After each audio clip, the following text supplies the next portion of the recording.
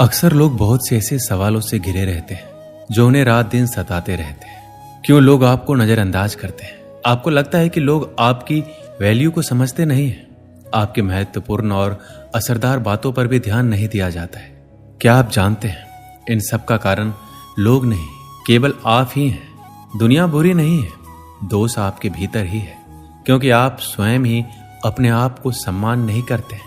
यदि आप खुद ही कदर नहीं करेंगे तो दूसरों से उम्मीद मत रखिए। बेवजह कहीं भी खड़े हो जाना, बिना मांगे सलाह देना, ज्यादा बातें करना, हर समय हाजिर हो जाना, काम कम और बातें ज्यादा करना, बिना मतलब बात विवाद में उलझना, ये सभी आदत आपकी अहमियत को कम करती है। गलत संगत में रहने से कई गुना बेहतर है अकेले रहना सीखिए। खुद को समय दीजिए, कमियों को सुधारिए, खुद का सम्मान कीजिए। जब हम खुद को महत्वपूर्ण मानते हैं तो दूसरों को भी हमारी महत्वपूर्णता का आभास होता है। लेकिन यह सब इतना आसानी से नहीं होने वाला। इसमें आपको बहुत धैर्य और सब्र रखने की जरूरत पड़ेगी, क्योंकि ये इतना आसान नहीं है जितना कहने और सोचने में आसान लगता है। खुद को बदलना मतलब अपने आप में सुधार लाना। इस दुनिया के सबसे मुश्किल कार्य में से एक है। संयम रखिए, धीरे धीरे और हमेशा खुद को बेहतर बनाने की कोशिश करती जाइए। अक्सर देखते हैं कि व्यक्ति कुछ दिनों बाद सब कुछ भूलकर फिर से उसी रास्ते पर चल पड़ता है जहां वो अपना सब कुछ बर्बाद कर चुका होता है। सबसे पहले अकेले रहना सीखिए, उसके बाद जितना हो सके शांत रहना सीखिए। कोशिश कीजिए कम से कम बात की जाए। शांत मन से सोचना शुरू कीजिए। हर काम में जल्दीबाजी नहीं कीजिए। जल्दीबाजी इंसान के सोचने की क्षमता को प्रभावित करता है, और इंसान में सबसे ज्यादा है क्रोध, यानी गुस्सा। कहा गया है कि क्रोध पानी के मटके भी सुखा देता है, अर्थात जहां क्रोध की गर्म लू चलती हो वहां शीतल जल का अस्तित्व भला कब तक रहेगा। क्रोधी व्यक्ति सुनाने की शक्ति तो रखता है, परंतु कुछ भी सुनने की शक्ति और धैर्य उसमें जरा भी नहीं होता है, और उसकी यही कमजोरी उसे जीवन के हर मोड़ पर हार का सामना करवाती है और उसका सुख चैन छीन लेती है। ऐसा व्यक्ति अपनी ही जलाई हुई क्रोध अग्नि में स्वयं भी जलता है और दूसरों को भी जलाता है। वह अपने घर में भी आग लगाता है और दूसरों के घर में भी। कहते हैं कि क्रोध आने का मूल्य कारण है नकारात्मक विचारधारा।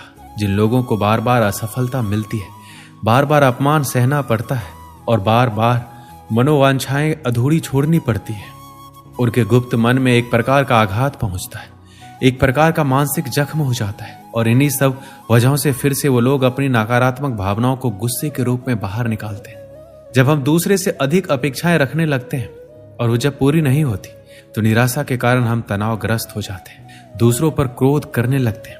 ऐसा करते समय हम ये भूल जाते हैं कि हम स्वयं भी तो निपुण नहीं हैं, हम भी तो गलतियां करते हैं और दूसरों की अपेक्षाएं पूरी नहीं करते हैं। अतः हमें इस हकीकत को स्वीकार करना चाहिए कि इस दुनिया में कोई भी वास्तव में सर्वगुण संपन्न नहीं है। इसलिए हरेक को उसकी त्रुटियों के साथ सहर्ष स्वीकार करने में ही हमारा सुख शांति समाई हुई है। श्री कृष्ण कहते हैं, क्रोध और आंधी दोनों एक समान है। शांत होने के बाद ही पता चलता है कि नुकसान कितना हुआ है। क्रोध करने का मतलब होता है कि दूसरों की गलतियों की सजा खुद को देना।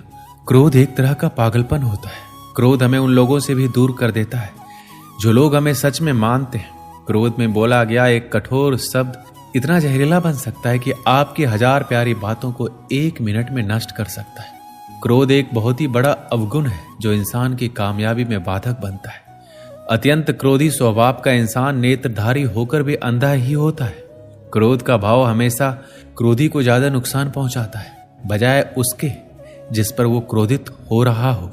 क्रोध को पाले रखना गर्म कोयले को किसी और पर फेंकने की नीयत से पकड़े रहने के समान है। इसमें इंसान खुद ही जलता है। क्रोध मूर्खता से शुरू होता है और पश्चाताप पर समाप्त होता है। खौलते हुए पानी में जिस प्रकार प्रतिबिंब नहीं देखा जा सकता है, उसी प्रकार क्रोध की स्थिति में सच नहीं देखा जा सकता है। क्रोध वह हवा है जो बुद्धि के दीपक को बुझा देती है। क्रोध करने वाले लोग अक्सर जीवन में कुछ बड़ा नहीं कर पाते। मूर्ख व्यक्ति गुस्से में आपाक होता है, लेकिन बुद्धिमान शांत होकर गुस्से को वश में करता है। माचिस की तिल्ली दूसरों को जलाने से पहले खुद जलती है। इसी प्रकार गुस्सा पहले आपको बर्बाद करता है, फिर दूसरों को। गुस्से का हमें तभी पता चलता है जब हम गुस्सा कर चुके होते हैं। जब आप हर बार क्रोधित होते हैं तब आप अपनी ही प्रणाली में जहर घोलते हैं। एक क्रोधित व्यक्ति अपना मुंह खोल देता है और आंखें बंद कर लेता है।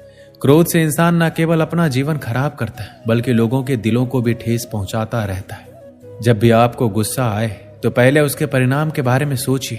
अगर आप हमेशा गुस्सा और शिकायत करते हैं तो लोगों के पास आपके लिए समय नहीं होगा। अगर आप अपने गुस्से पर नियंत्रण नहीं रखोगे तो आपका गुस्सा आप पर नियंत्रण रखेगा।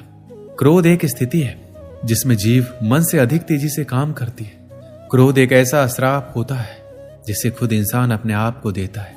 क्रोध पर काबू पाने के लिए हमेशा उसके फल के विषय में सोचना चाहिए। क्रोध के समय व्यक्ति के बोलने की शक्ति तीव्र हो जाती है। ऐसे में वह कुछ भी देखने और सोचने के योग्य नहीं रहता है। यदि आप सही हैं तो आपको गुस्सा होने की जरूरत ही नहीं है, और यदि आप गलत हैं तो आपको गुस्सा होने का कोई हक नहीं है। जो हमेशा गुस्सा में रहे उसे छोड़ना जरूरी है। ऐसे मूर्ख इंसान का घमंड तोड़ना जरूरी है। छोटी सी बात पर अधिक गुस्सा करना फायदे का सौदा नहीं है। मौन रहकर जो लोग क्रोध को जाहिर करते हैं वास्तव में वह लोग रिश्तों के गहराई को समझते हैं। मौन रहना ही क्रोध को वश में करने का सबसे सटीक उपाय है। अगर आप गुस्से के एक पल में धीरज रखते हैं तो आप दुख के 100 दिनों से बच जाएंगे। अपने गुस्से से किसी को अपने बस में कर लेना गर्व की बात नहीं है, बल्कि गुस्से को अपने बस में कर लेना गर्व की बात है। सामने वाले गुस्से में है तो आप चुप रहिए, वो थोड़ी देर बाद चुप हो जाएगा। क्रोध को जीतने में मौन सबसे अधिक सहायक है। अगर आप गुस्से से मित्रता करते हैं तो यह आपके दुश्मनों की जीत के समान है। क्रोध करना कोई गुण नहीं है, इसलिए इसे आज ही छोड़ दीजिए। गुस्सा जितना अधिक होगा परिस्थितियां उतनी ही ज्यादा अधिक खराब होगी। गुस्सा एक ऐसा प्रतिशोध है जो दूसरों से नहीं खुद से लिया जाता है। जिस आदमी को गुस्सा अधिक आता है उसे आसानी से गुमराह किया जा सकता है। अगर आपको शांत रहना सीखना है तो हर बहस में खुद को सही साबित करना बंद कर दीजिए। गलती और गुस्सा एक ही सिक्के के दो पहलू हैं।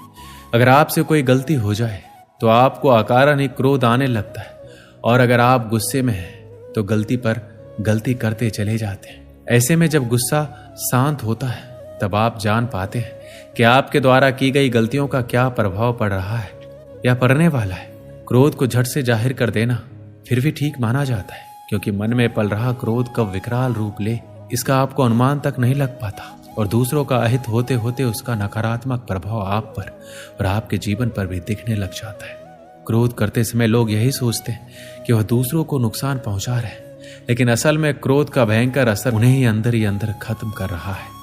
एक बार की बात है, एक गांव में एक स्त्री रहा करती थी। वह स्वभाव से बहुत ही गुस्से वाली थी। गुस्सा उसकी नाक पर बैठा रहता था।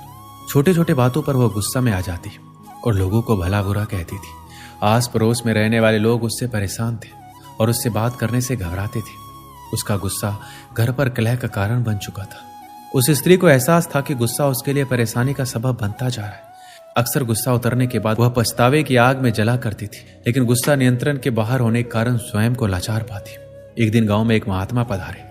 उनकी कीर्ति जब स्त्री के कानों तक पहुंची तो उसने निश्चय किया कि वह महात्मा जी से मिलकर अपने गुस्से को दूर करने का उपाय पूछेगी।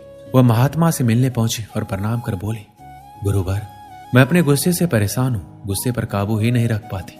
गुस्से में अक्सर लोगों को भला बुरा कह जाती हूँ और बाद में पछताती हूँ। मेरे गुस्से के कारण सब मुझे नजरअंदाज करने लगे। इससे मैं बहुत दुखी भी हूँ। मुझे कोई ऐसा दवा दीजिए कि मैं गुस्सा करना छोड़ दूं। महात्मा ने उसे एक शीशी दी और बोले, पुत्री, इस शीशी में क्रोध दूर करने की दवा है।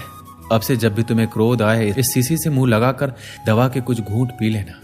स्त्री दवा पाकर बहुत खुश हुई और महात्मा का धन्यवाद कर अपने घर लौट गई।